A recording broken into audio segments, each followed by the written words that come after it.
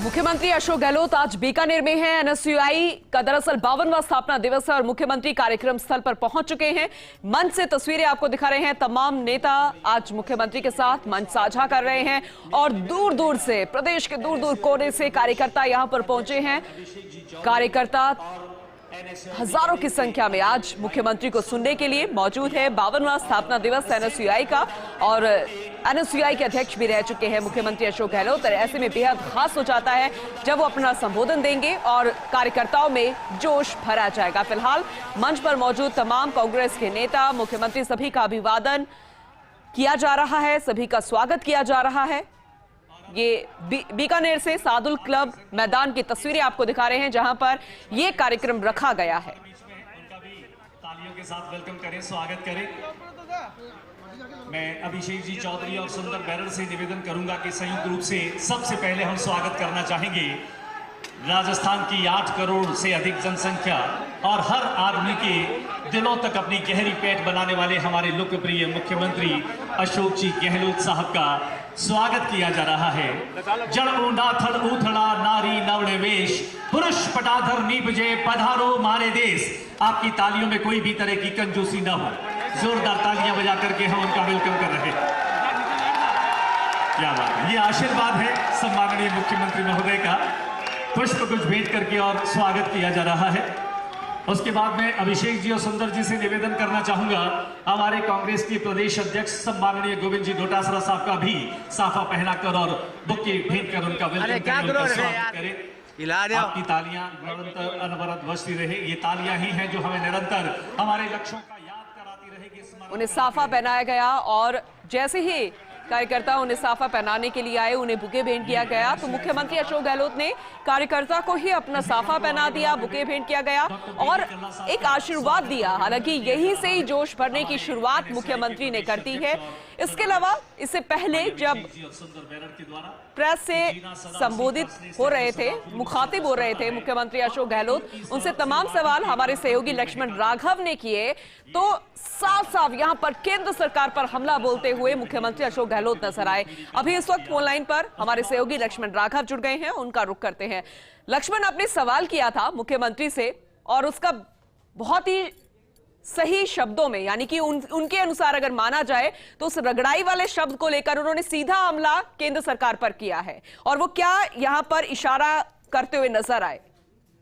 देखिए, निश्चित तौर पर सीएम अशोक गहलोत ने जो बात कही, रगड़ाई, उनका मकसद यही था कि एनएसयूआई से शुरू कर वो यहाँ पहुंचे हैं, तीसरी बार मुख्यमंत्री बने हैं। उनका कहना था कि कार्यकर्ता जब विभिन्न पदों से, संगठनों से होकर गुजरता है तो वो निखरता है, वो ग्राउंड स्थितियों को समझता है, वो जानने लगता है क्या समस्याएं हैं। केवल माला पहनने वाले मंत्री और जो है अपर अधिकारियों से काम नहीं चलता, जनता की बातों की समझ की बात होनी चाहिए। तो ये बात कहकर उन्हें संदेश छोड़ने की कोशिश की है कि कांग्रेस में जो निचले स्तर से शुरू करके आगे बढ़ेगा, निश्चित तौर पर पार्टी सोनिया गांधी उनकी कदर करती है। बिल्कुल आपने सही कहा, क्योंकि बिना संघर्ष के गुड गवर्नेंस नहीं की जाती और जो स्ट्रगल करता है, यानी कि रगड़ाई से पहुंचता है, वही गुड गवर्नेंस चला सकता है, वही सरकार चला सकता है। अपने संघर्ष की बात करते हुए मुख्यमंत्री ने यह बात कही। लक्ष्मण, वहीं ट्वीट का भी यहां पर जिक्र किया केंद्रीय मंत्री गजेंद्र सिंह शेखावत को लेकर भी, उसे लेकर वो क्या कहना चाह रहे थे, यानी कि सीधा केंद्र सरकार पर हमला बोला उन्होंने, मुख्यमंत्री ने। तौर पर लगातार जो है मुख्यमंत्री के निशाने पर है गजेंद्र सिंह शेखावत। उनका कहना था कि प्रधानमंत्री नरेंद्र मोदी ने उस वक्त कहा था कि लोकप्रिय मुख्यमंत्री ईस्टर्न कैनाल को लेकर जो बात कह रहे हैं, लेकिन जो ये मंत्री हैं कैसे चुन लिया उनको, उन्होंने यहाँ तक कह गए, अशोक गहलोत ऐसा बोलते नहीं है लेकिन आज यहाँ तक कहते गए कि कैसे चुन लिया गया।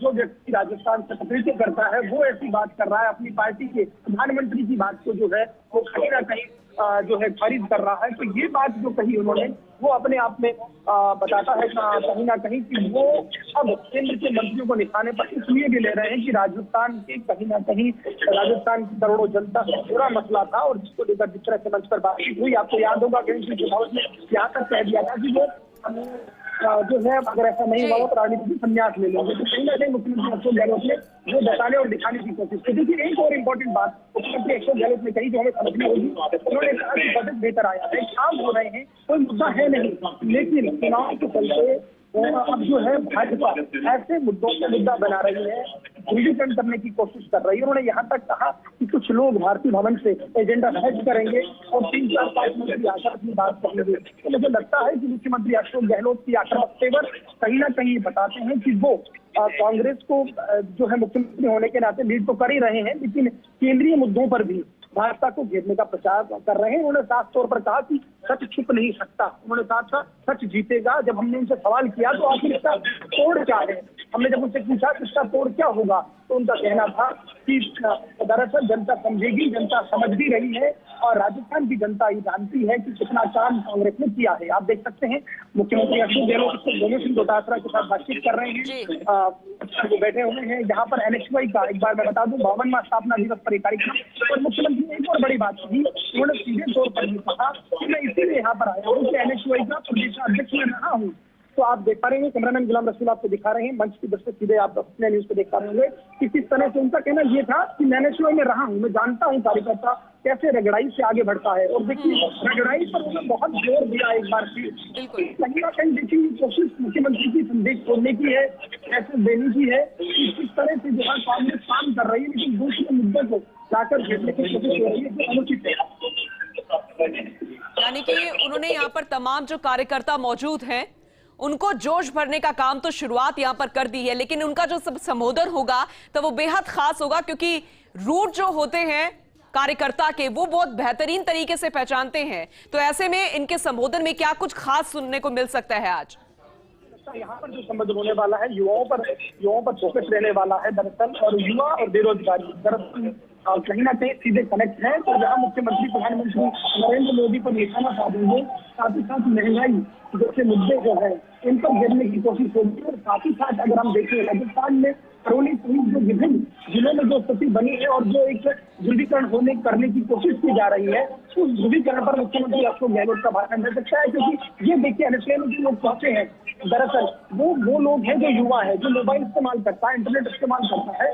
तो स्वाभाविक तौर पर मुख्यमंत्री चाहेंगे कि उनका ये संदेश, उनके भाषण का ये मैसेज लोगों तक अधिक अधिक पहुंचे। और स्वाभाविक तौर पर जब ह्यूज टीम आती है तो इस बात को बल मिलता है। स्वाभाविक तौर पर सोशल मीडिया पर ज्यादा सक्रिय लोग होते हैं, फेसबुक, यूट्यूब। तो स्वाभाविक तौर पर मुझे लगता है 3 बड़े मुद्दे हैं जिन पर मुख्यमंत्री बोलेंगे। बेरोजगारी पर बोलेंगे, महंगाई पर बोलेंगे, और तीसरी जो बात करेंगे सांप्रदायिकता की बात करेंगे। ध्रुवीकरण की जो कोशिश हो रही है, जो आरोप कांग्रेस लगाती रही है, इस पर वो यहाँ पर भाषण देंगे। और ये कोशिश भी रहेगी, उन्होंने कहा भी है युवा देश की ताकत है। युवा, ये भी सही बात है अगर हम समझें कि युवा कांग्रेस से छिटके भी हैं, तो उन छिटके हुए युवाओं को वापस जोड़ने की कोशिश मुख्यमंत्री अशोक गहलोत निश्चित तौर पर करेंगे। और ये संदेश देने की कोशिश बहुत शॉर्ट टाइम में इस कार्यक्रम बनाया गया, और आप देख सकते हैं उसके बावजूद हम कोशिश करेंगे कैमरामैन गुलाम रसूल दिखा पाए दर्शक जो NHY के कार्यकर्ता मौजूद है, किस तरह से जो हाल फटा से भरा हुआ है। यहाँ पर NHY के पदाधिकारी और कार्यकर्ता आप देख पा रहे हैं कि यहाँ पर जो ऑडिटोरियम है इसमें पूरी तरह से फुल है। तो NHY ने यहाँ पर हालांकि शॉर्ट लिस्टेड किया था पदाधिकारी और जो NHY के कार्यकर्ता है विभिन्न जिलों से, वो करेंगे। तो आप देख पा रहे हैं ऊपर की तरफ दिखाएंगे कि दूसरे मंजिल पे भी जो बना हुआ है वहां पर भी जो है NHY के कार्यकर्ता मौजूद है। तो ये हम प्रयास कर रहे हैं, हमारे कैमरामैन कर रहे हैं, देखिए किस तरह से जो है बिल्कुल दूर दूर जहां भी नजर जा रही है। लक्ष्मण, आपने सही कहा कि कार्यकर्ता ही नजर आ रहे हैं। पूरा जो कार्यक्रम स्थल है, पूरा जो ये मैदान है, पूरा भर चुका है। और इसके अलावा देखा जाए तो ये इसलिए भी बेहद खास होगा क्योंकि आने वाले समय में चुनाव है, तो कार्यकर्ताओं को एकजुटता का भी संदेश दिया जाएगा। लक्ष्मण,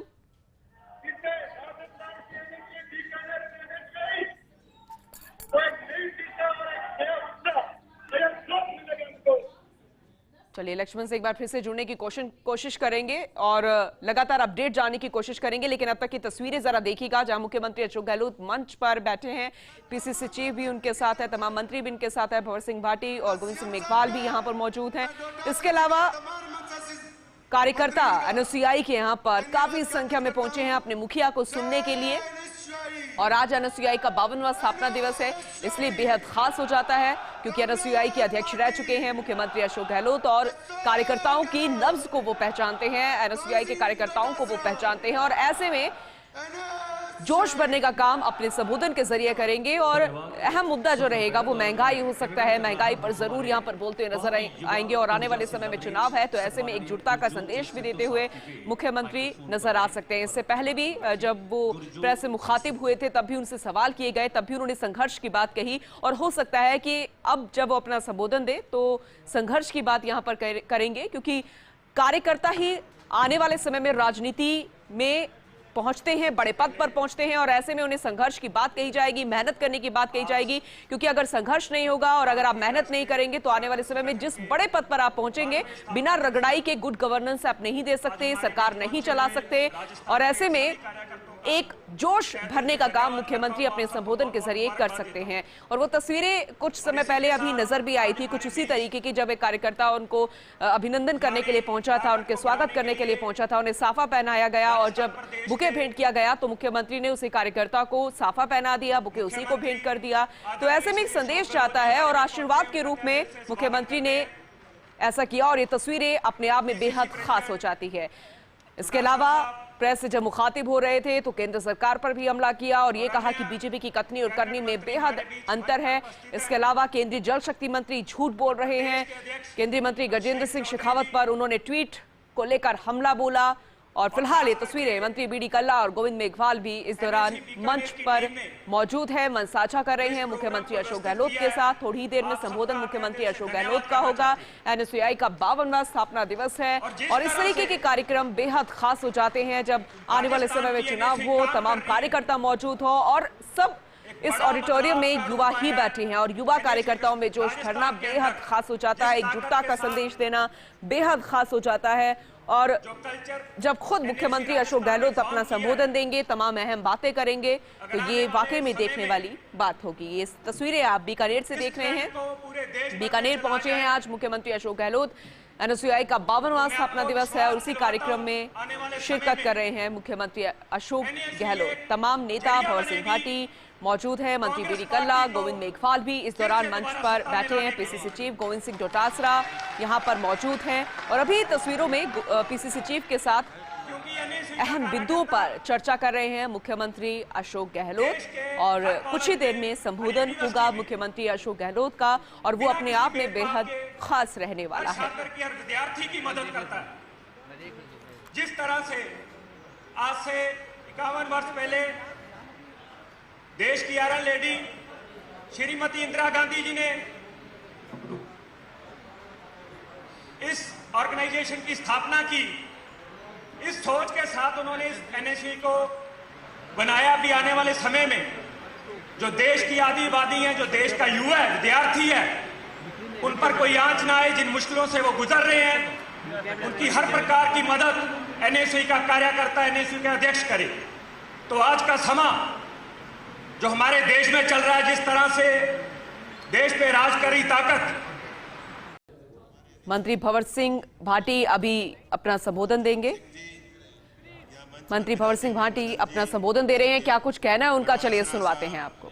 यहाँ यशपाल गहलोत जी, हमारे अध्यक्ष जी, नसीम अख्तर जी, महिला कांग्रेस की आदरणीय अध्यक्ष रेहाना रियाज जी, डूंगरराम गैदर जी, जियाउर रहमान साहब और सभी कांग्रेस पार्टी के मंचस्थ और सामने विराजे हुए नेतागण, सभी युवा साथियों को, अभिषेक चौधरी जी को मैं धन्यवाद देना चाहूँगा कि आपने एनएसयूआई की बागडोर संभाली है और उसके बाद लगातार आप छात्र हितों की आवाज़ उठा रहे हैं।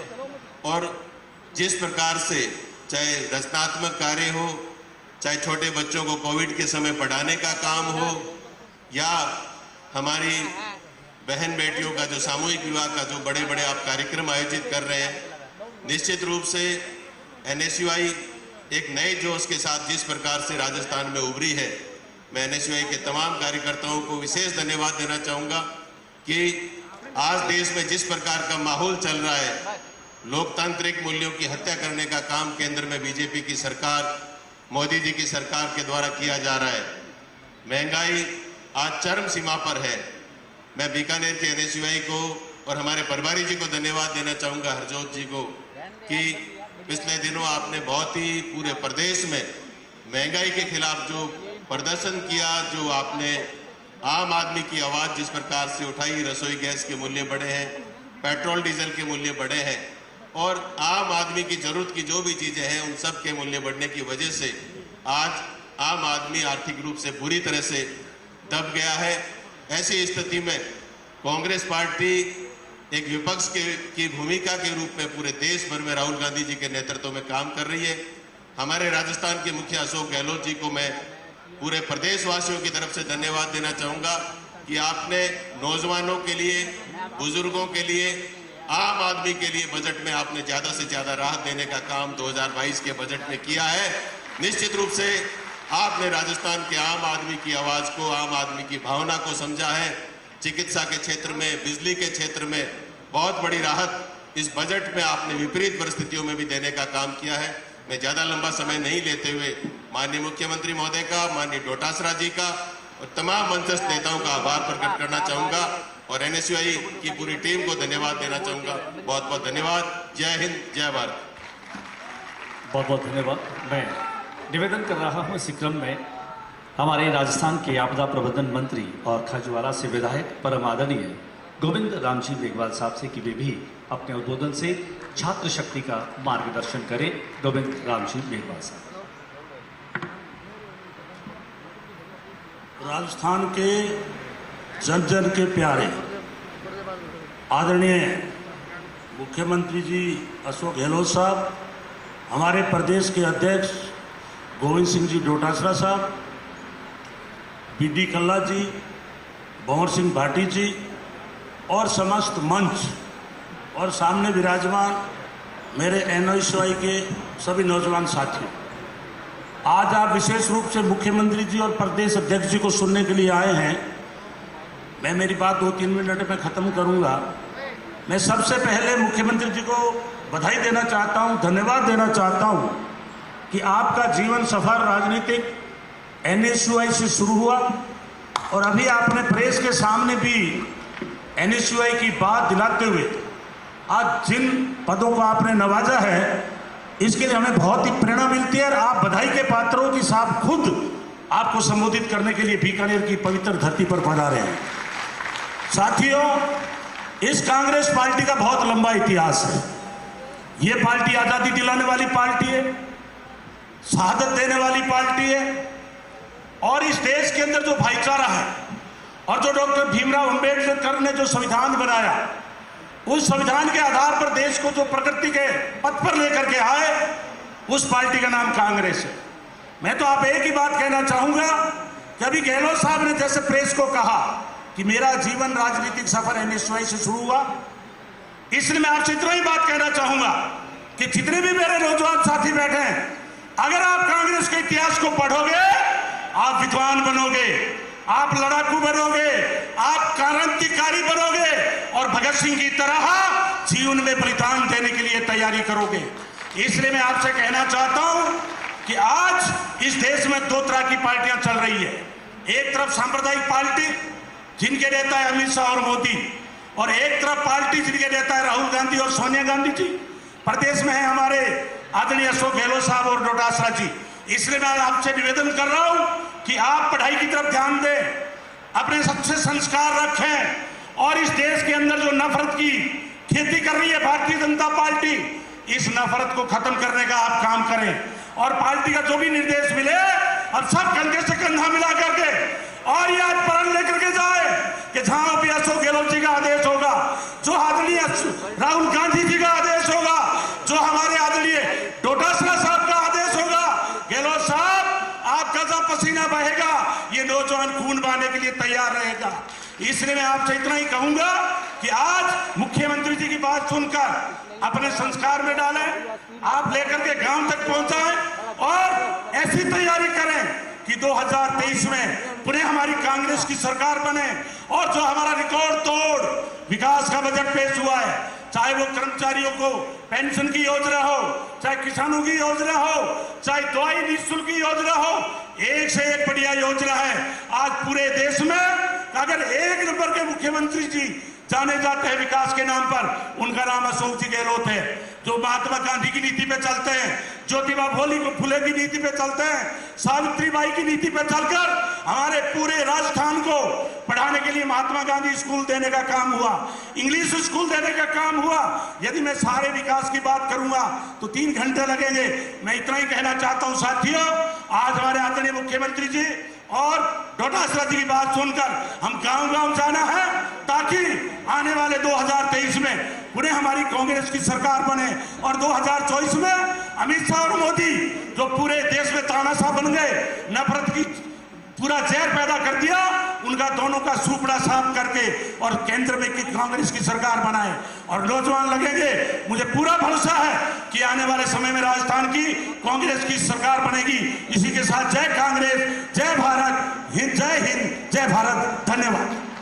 बहुत बहुत शुक्रिया। और अब मेरा निवेदन रहेगा हमारे राजस्थान के स्टेट एक्टिव के चेयरपर्सन ऑनरेबल रामेश्वर जी डोडी साहब, किसान केसरी के रूप में आप अपनी पहचान को रखते हैं।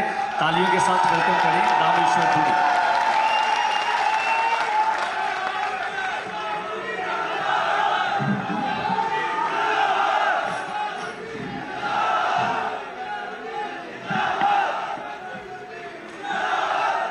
आज बीकानेर के अंदर भारतीय राष्ट्रीय छात्र संगठन के 52वें स्थापना दिवस पर हमारे बीच में पधारे हुए राजस्थान के यशस्वी मुख्यमंत्री सम्माननीय अशोक जी गहलोत साहब, हमारे प्रदेश कांग्रेस कमेटी के अध्यक्ष सम्माननीय गोविंद जी डोटासरा जी, हमारे बीकानेर के ही कैबिनेट मंत्री बीडी कल्ला जी, सम्माननीय गोविंद जी मेघवाल साहब, भंवर सिंह जी भाटी साहब और हमारे NSY के प्रदेश के अध्यक्ष सम्माननीय अभिषेक जी, सम्माननीय लक्ष्मण जी कड़वासरा जी, सम्माननीय हमारे पीछे पार्लियामेंट के कांग्रेस के प्रत्याशी सम्माननीय मेघवाल साहब और महिला आयोग की जो राजस्थान के अध्यक्ष नसीम अख्तर जी और हमारे बीकानेर के जिलाध्यक्ष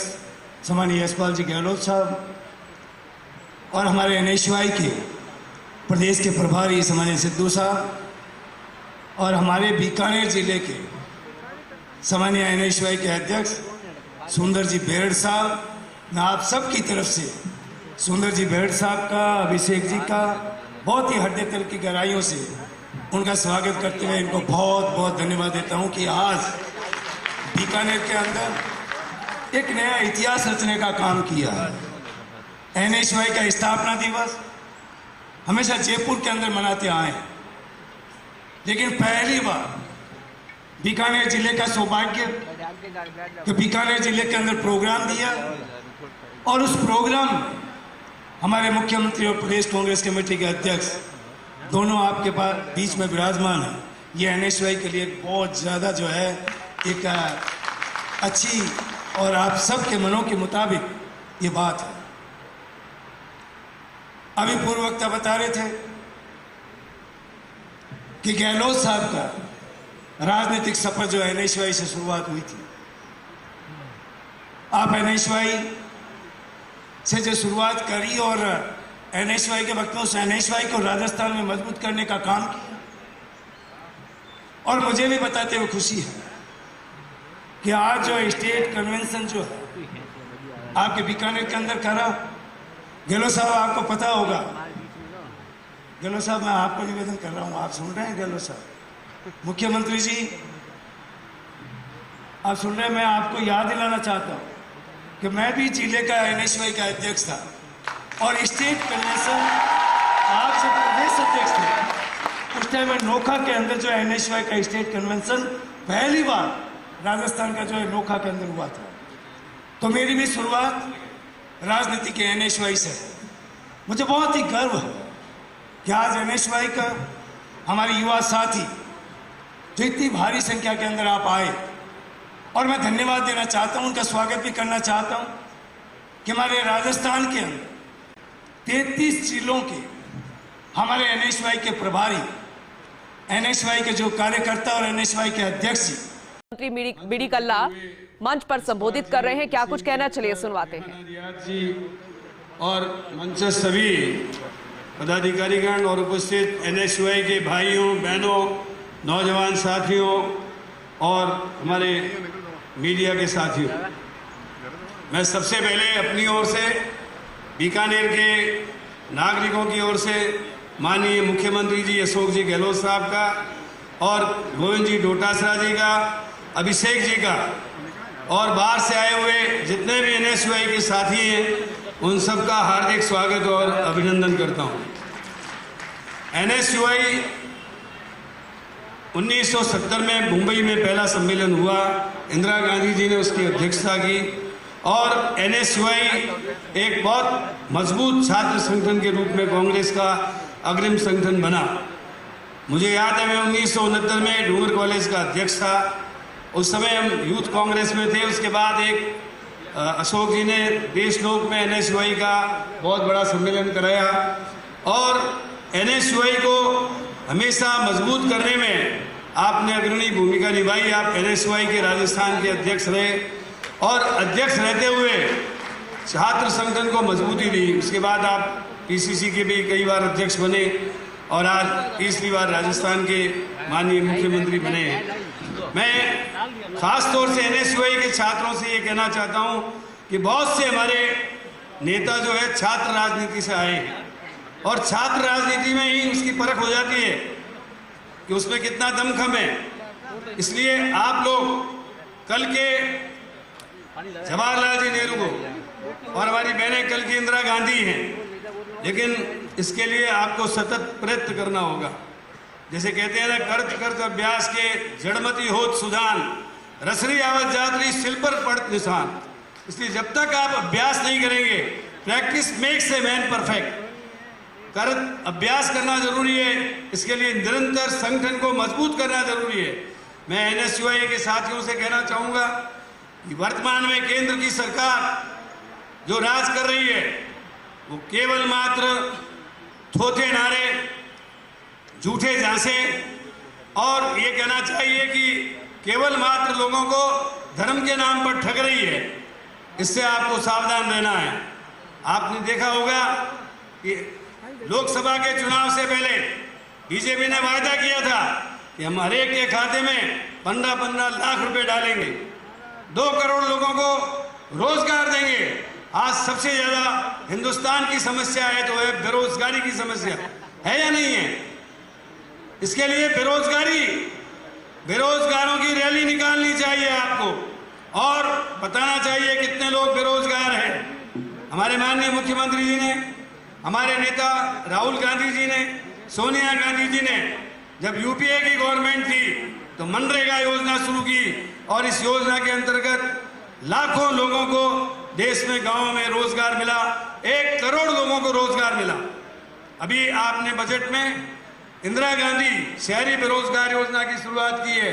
इससे शहरी लोगों को रोजगार मिलेगा और बेरोजगारी को दूर किया जाएगा। दूसरी ओर केंद्र की सरकार रोज डीजल और पेट्रोल के भाव बढ़ाती है। जब डीजल और पेट्रोल के भाव बढ़ते हैं तो आप जानते हैं कि महंगाई बढ़ जाती है।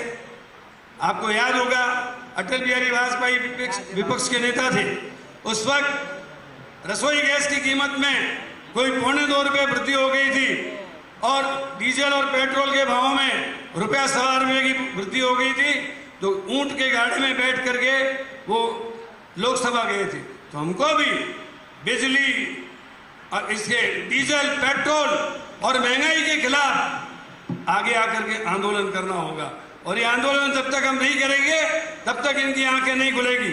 मैं NSUI के लोगों को एक बात और कहना चाहता हूं कि आप 1 वर्ष का कैलेंडर बनाएं, सीनियर हायर सेकेंडरी स्कूलों में NSUI की शाखाएं खोलें और इसके साथ साथ हर यूनिवर्सिटी, हर कॉलेज में हमारी ब्रांच होनी चाहिए जिसके माध्यम से समय समय पर आप क्रिकेट, फुटबॉल, कबड्डी, खो खो अथवा अन्य किसी खेल के माध्यम से लोगों को जोड़ें और 15 दिनों में, 1 महीने में पुराने किसी सीनियर लीडर को बुलाकर, फ्रीडम फाइटर को बुलाकर कांग्रेस के बारे में उनसे उनके विचार सुने तो निश्चित रूप से वैचारिक रूप से भी आप मजबूत होंगे और खेल के माध्यम से जुड़कर आप एकजुट होकर NSUI को मजबूत करेंगे।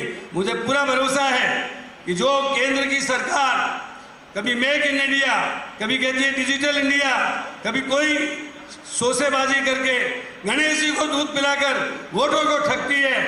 हम लोगों को हमारी पार्टी का नारा क्या है? मजहब नहीं सिखाता आपस में बैर रखना, हिंदी है हम वतन है, हिंदुस्तान हमारा। हम कभी भी मजहब के नाम से नहीं लड़ते, जाति के नाम से नहीं लड़ते। ये कभी 80-20 करते हैं, कभी और कुछ करते हैं। केवल मात्र इनका नारा जो है धर्म के नाम पर, जाति के नाम पर चुनाव लड़ना है। इसलिए अनेकता में एकता भारत की विशेषता रही है। पंडित जवाहरलाल जी नेहरू, मौलाना अब्दुल कलाम आजाद और जितने भी हमारे अम्बेडकर साहब, ये सब मिलकर देश की आज़ादी के लिए लड़े और आज़ादी के बाद देश का नवनिर्माण किया। लेकिन ये लोग आज देश को तोड़ने में लगे हुए हैं। इसलिए आप लोगों से कहना चाहता हूं कि दिल की हर आरज़ू मिट्टी में मिला देती है, तंगदस्ती में जीने की सजा देती है, जीने देती है न मरने की रजा देती है। कैसी है केंद्र की भाजपा की हुकूमत जो हंस हंस के सजा देती है। आज महंगाई की मार से लोग त्रस्त हैं, बेरोजगारी से त्रस्त हैं। इसलिए उठो, जागो और तब तक मत रुको जब तक लक्ष्य की प्राप्ति न हो। हमारा लक्ष्य क्या है? ये जो फिरका बरसात केंद्र में आज सत्ता में है, उनको उखाड़ कर फेंकना है, इनकी जड़ों को उखाड़ के फेंकना है और एक सेकुलर गवर्नमेंट को लाना है, जिसको हमारी नेता सोनिया गांधी जी के नेतृत्व में, राहुल जी के नेतृत्व में हमको पार्टी को मजबूती देनी है। बहुत बहुत धन्यवाद। जय हिंद। बहुत बहुत धन्यवाद। नफरत और फिर कपास्ती के इस दौर में चुनौतियां बहुत बढ़ रही है और ऐसे में एनएसयूआई और छात्र शक्ति की जिम्मेदारी और बढ़ जाती है। पिछले 1 वर्षों में खासतौर से कोरोना का प्रबंधन माननीय मुख्यमंत्री महोदय अशोक जी गहलोत ने जबरदस्त तरीके से किया और उसके साथ साथ एक पीपीटी जिसके चलते कि एनएसयूआई ने पिछले 1 वर्षों में न केवल छात्र हितों के लिए काम किया बल्कि उन्होंने अपने सामाजिक सरोकारों से जुड़कर जो सकारात्मक और सृजनात्मक काम किए वह आम जनता में आज बोल रहा है। इस 52वें स्थापना दिवस के अवसर पर एक छोटी सी पीपीटी आप लोगों के सामने कि एनएसयूआई धरातल पर रह करके। मैं रेहाना रियाज जी से निवेदन करूंगा कि आप अपने उद्बोधन से हमारा मार्गदर्शन करें। उसके बाद ये पीपीटी यहाँ से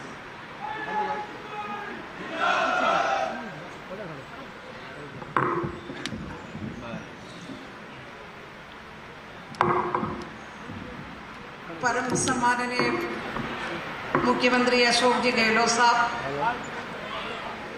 और हमारे लोकप्रिय पीसीसी प्रेसिडेंट गोविंद सिंह जी डोटासरा जी, डॉक्टर बीडी कल्ला साहब, रामेश्वर जी डूडी साहब, पवन सिंह जी बाटी, गोविंद राम जी मेघवाल जी, पीसीसी प्रेसिडेंट यशपाल जी गहलोत, मदन गोपाल जी मेघवाल, महेंद्र जी गहलोत, लक्ष्मण जी कड़वासरा जी, गुरजोत जी सिद्धू और नसीम जी, जियाउर रहमान जी, सबका नाम के बाद में मैं एनएसयूआई के अध्यक्ष, लोकप्रिय, सबसे छोटा, उम्र में भी सबसे छोटा है और हमारे जो अभिषेक चौधरी जी, हमारे से ज्यादातर लोग जो है एनएसयूआई से शुरुआत की हुई है। अपनी पॉलिटिकल कैरियर की शुरुआत एनएसयूआई से मैंने भी की, सेवा दल में आई, यूथ कांग्रेस में आई, पीसीसी में आई और आप सबसे ज्यादा एक और इकाई में काम करने का मुझे मौका मिला जो आप लोगों को नहीं मिला है। मैं महिला कांग्रेस में भी काम करी। आप सभी को बहुत कुछ सीखने को मिलता है एनएसयूआई से। आज एनएसयूआई में काम करके अशोक जी गहलोत राजस्थान के मुख्यमंत्री बन जाते हैं। एनएसयूआई से काम करके मैं पार्टी की कई पदों पर रहते हुए महिला कांग्रेस की प्रदेश अध्यक्ष बन जाती हूँ, महिला आयोग की अध्यक्ष बन जाती हूँ। एनएसयूआई से काम शुरुआत करते हुए, सरपंच से काम करते हुए, प्रधान बनते हुए, एमएलए बनते हुए और हमारा डोटासरा जी जो है मंत्री बनते हुए पीसीसी के अध्यक्ष बन जाते हैं। रामेश्वर जी डूडी जो है उन्होंने एनएसयूआई से शुरुआत कर ली और वो